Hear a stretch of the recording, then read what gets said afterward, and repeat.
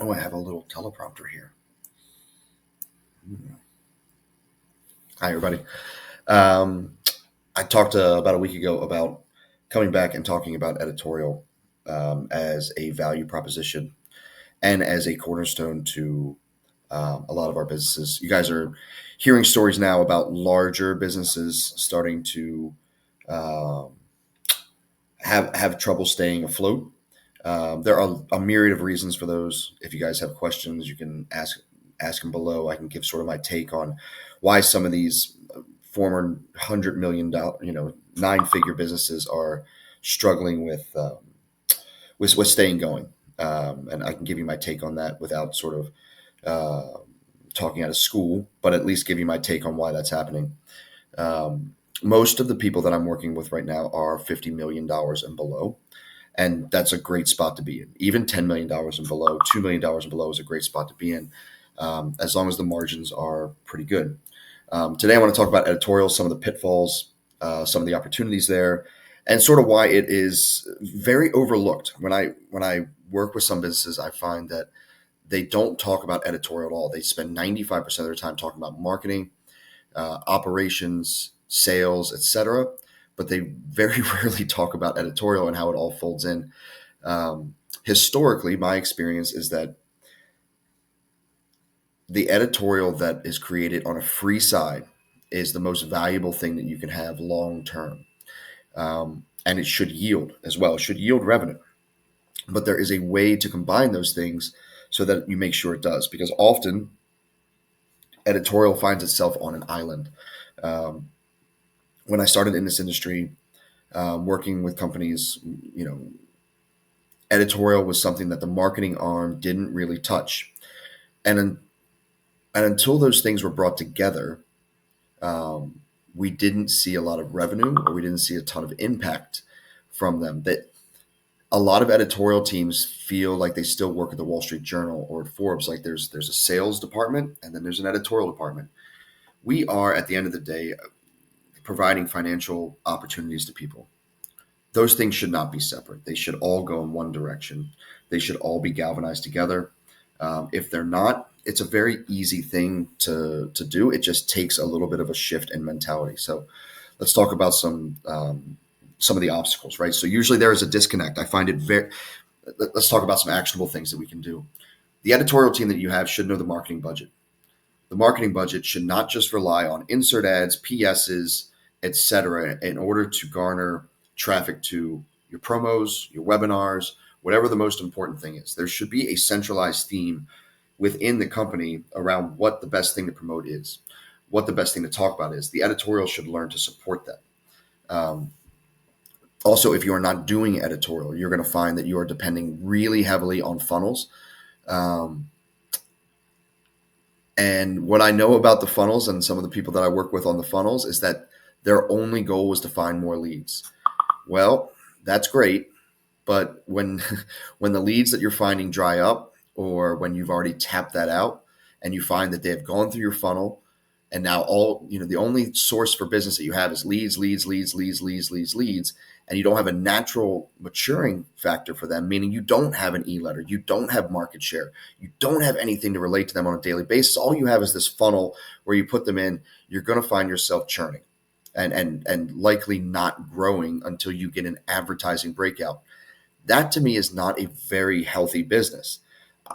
If you are bringing in leads into a funnel and they are not going into an experience there that has value for them long term, essentially an e-letter. And you may say, well, e-letters are lame, blah blah blah blah blah.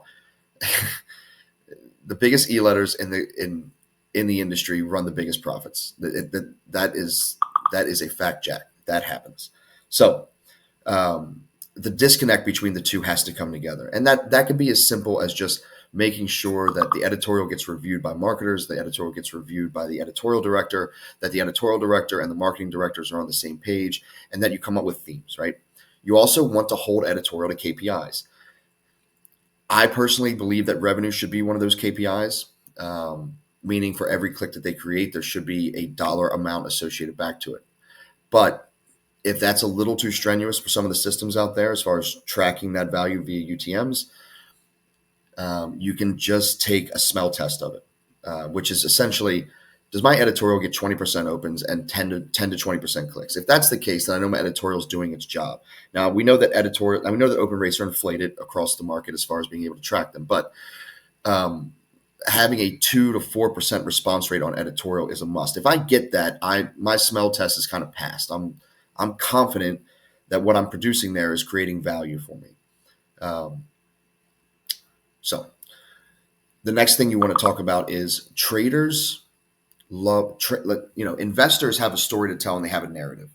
And in case you didn't know, the trading portion of our industry is not as large as the investing portion of our industry, mostly because traders and when you talk to them, they know that what they're dealing with is mostly dry. However, the most successful traders out there are ones that have a narrative. So in the great scheme of things, being able to say, yes, I trade. Yes, this is my watch list. This is what I trade every day. This is my system. Oftentimes, what they lean on is they say, well, I've had success. I'm 19 out of my last 22. I'm up 72%. These are my testimonials. That is the extent, essentially, of their editorial. And that is, for me, a little light. I want narrative, right? So I talk a lot of time about religion or about sports gambling or whatever, in order to make an anecdotal sort of combination here. But what if you aren't supplying narrative to get me to buy into the trading? I find that relationship is light. So there are 1,000 guys out there that say nothing more than I'm a great trader. I'm a great trader. Look at my students. Look at my track record. Doesn't sell. You think it sells, but it doesn't sell. And it's not even about selling. I'm sure it's a good product, but there are a lot of people that have good products out there. As a matter of fact, there was a trader, and I won't say his name, but he used to win the 3-day trade expo thing. And we met in New York one time, and he said, "I hate you." And I said, "Why?" He's like, "Well, because I can't sell and you can, and the stuff that you create sells, but I am obviously the best trader in the world. I'm the best investor in the world, and why can't I sell?" It's like, because nobody cares about your track record. They just don't. I mean, your track record is it's a great part of it. It's wonderful to have, and trust me, you need it to have a viable product. It's essential, but it is not the hook. The hook is the narrative. The hook is the story. What are you trading? Why are you trading? Why should I pay attention? Why should I look and watch CNBC? Why should I read your e-letter every day? And it can't be because here's your trade, right? It can't. That is a very limited perspective on the relationships that we build in this industry. You have to get them to buy into an ethos. You have to get them to buy into a religion. You have to have a religion of your own. And if you look at the great editorial writers out there, this is what they do. They tell a story that is larger than the market, or they tell a story that the market is where it's going to be in 3 months or 6 months, or they tell me something I don't know about the market. For example, right now, take the cannabis industry, take the federalization or the defederal, whatever it is you want, the ability to take money. This is a narrative, right? This is exciting. It's like if you tell me about the fact that the United States government is finally going to allow cannabis companies to invest money in banks, now I believe that story. Now I want that story. Now talk to me about the execution of the opportunity. So we've established that this is going to happen. Great. By the way, we also trade this. So now I have a double buy-in, right? Whereas opposed to, I'm a great trader and I make great trades. Come trade with me every day. Come watch me trade live. That's not good enough. You got to give me a reason. It's the same thing they do in health, right? If I told you that, you're going to die, and for every cigarette you smoke, it's like, think about the most successful ways to get people to stop smoking. If every cigarette you smoke takes an hour off your life, that is a forward-looking thing. But if I said, "Hey, come get checked out to see how healthy you are," the line is going to be too deep, right? Come see how great of a doctor I am doesn't mean anything. But if I tell you a story about how you're living your life, if I can tie that into something that goes into the future, I have a much better chance of converting you over to what it is that I do. So, and you do that in an e-letter, right? So the narrative to me, if we ever work on a promo together, I am not interested in your track record. I am, but it's like third or fourth on my list. I want to know the story. Like I want to know, and there's a couple different stories. There's the hero journey story, which you can pull out once. But the real story is, here's how I see the market shaping up. Here's what I'm excited about. Here are the things that I have going forward. You combine that with the track record, and now you have something powerful. If you just go out with the track record, or you just go out with the system, or you just go out with the testimonials, you're going to find yourself in a world that is very limited, and there's no relationship to be made. It is a evaporating relationship, because you're not providing any value for me going forward. All right, so I had a little teleprompter now, so it's kind of fun. Else I was just clicking back and forth.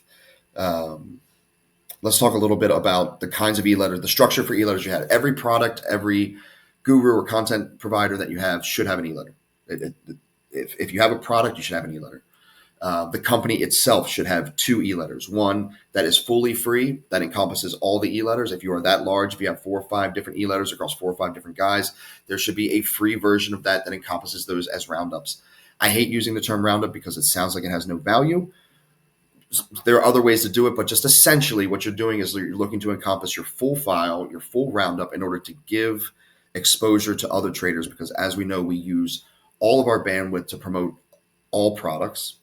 So having a centralized place with messaging is valuable.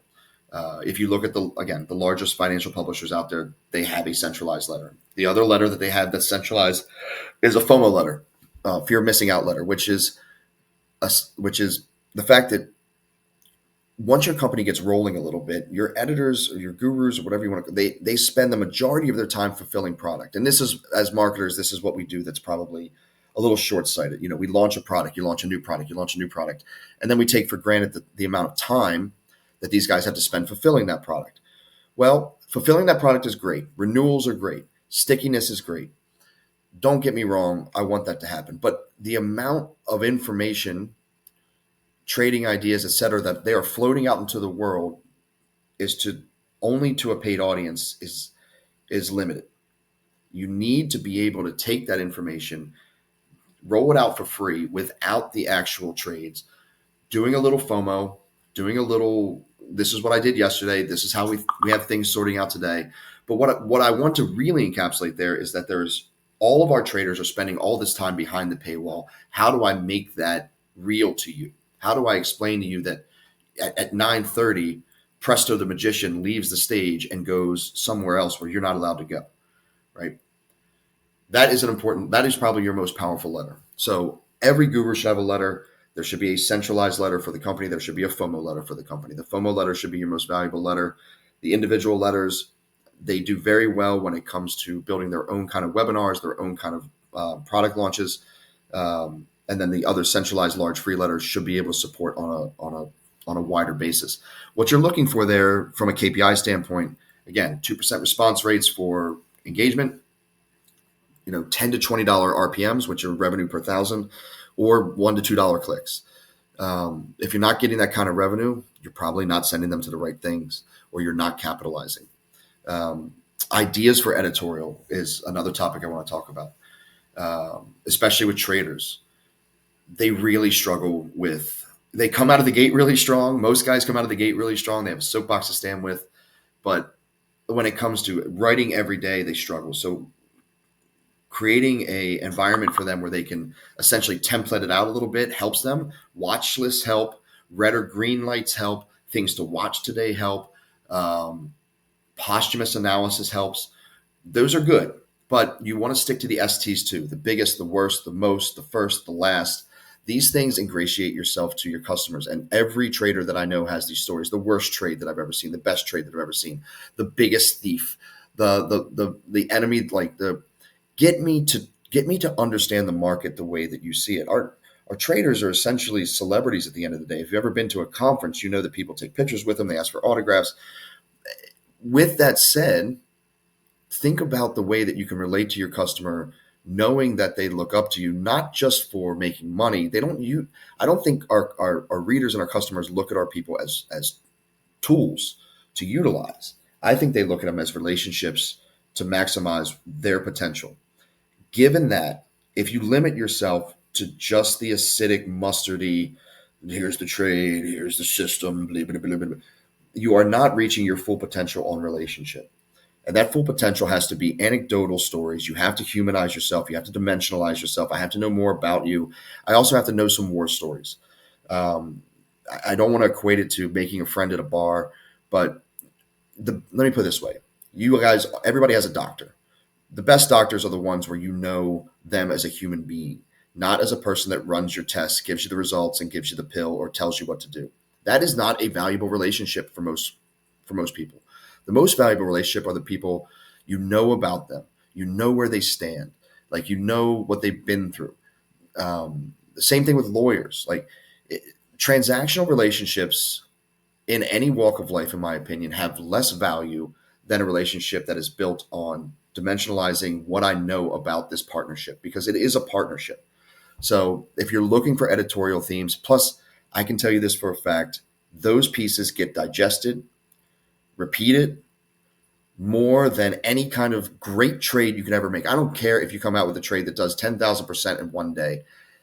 What the customer, in my experience, will remember, and you guys can either echo this or refute this below, feel free, is the fact that I can tell you a story about a guy that blew up an account, a $2 million account in 2 days. I can tell you a story about somebody who let their option chain expire to zero results. I can tell you the story about the guy who bought 2 pizzas with 15 Bitcoins.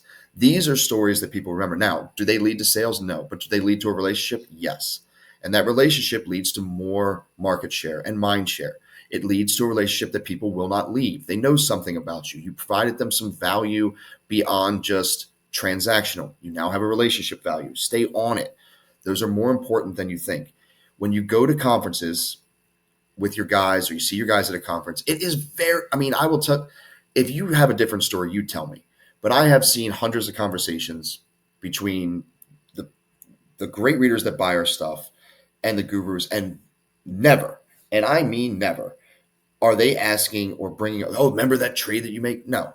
Oh, what do you think about? No. They talk about the humanizing aspects of what they do with their lives, the war stories that they have. Bring those things out in editorial. These are the things that people relate with, and they also don't leave them. All right. The last thing that I want to do, that I want to say, is always ask for the sale. If, again, we're looking at 2% response rates, 3% response rates, that means 3% of the people are even clicking through to read. And I just based on time on page of about a minute 20 to a minute 50, I'd say about 10% of those people are reading the full thing that you gave them. If you are lucky enough to get somebody to read a financial piece to start their day, or a financial letter to start their day, and you aren't offering them the next step. Now, if you are a much larger business, sometimes you're like, I don't need to do that. But if you are looking for an extra $20,000 to $50,000 a month, $100,000 a month, editorial should be doing about 10 to 15% of your revenue. And I'm just talking free e-letter editorial. We'll talk about paid editorial in the next video. As a matter of fact, I'll mark that down. We'll talk about what to do with paid editorial. But if the editor, the writer, the guru, whoever's putting this together isn't asking people to logically take a next step, and this is something that's very easy to do, and it's a very soft sell. You know, the article that I wrote above about the legalization of cannabis has some very actionable trade ideas that you can find in this service. Right now, if you give us a call, and if you don't have a telesales team, I pity you, give us a call so we can look up your account and find you the best price, or click here and check out the best offer that I can give you. You have to be able to make that offer at the end of every pitch. And that's the galvanizing factor between marketing and editorial. If you can see right now how that comes together, if I wrote an editorial piece that does not give me the opportunity for somebody to buy a paid product to heighten their relationship, then that editorial piece needs to be repositioned. That editorial piece needs to be redone. It needs to fall in line with a product, so that if I'm lucky enough that somebody reads this and they want to take the next logical step, I mean, you're dealing with fractional percentages here. 3% of people click. Let's say 0.3% of people read the whole thing, and then 10% of those people are going to buy. Now you're at 0.03%. Now, if you garner 10,000 clicks, you're still looking at 30 sales. Regarding 1,000 clicks, you're looking at, is it 3? I don't know. I can't do that math that quick, but you get the idea. I think it's 3. You have to be able to ask for the sale logically, and don't chicken out. If you can't logically ask for the sale, then that again, that editorial piece needs to be repositioned. It can't just float out there because you're trying to get an A from your economics teacher or you're trying to get a pat on the head from somebody. If you're lucky enough to get them to read the full editorial piece and you aren't asking softly for the sale, I'm not asking you to do anything crazy. I'm asking you to take advantage of the 1% of people that would be like, yeah, this makes sense. Yes, I want to get started. You have to do that. Again, you're looking for 10% of revenue from editorial. You're looking for editorial versus advertising, that ratio to be at no 1 to 2 is aggressive. 1 to 1 is great. Anything less than 1 to 1, you're probably underutilizing your marketing bandwidth. If I could live in a 1 to 1 world, I would. 1 to 2 is usually where it lands. 1 to 3, you're kind of burning furniture.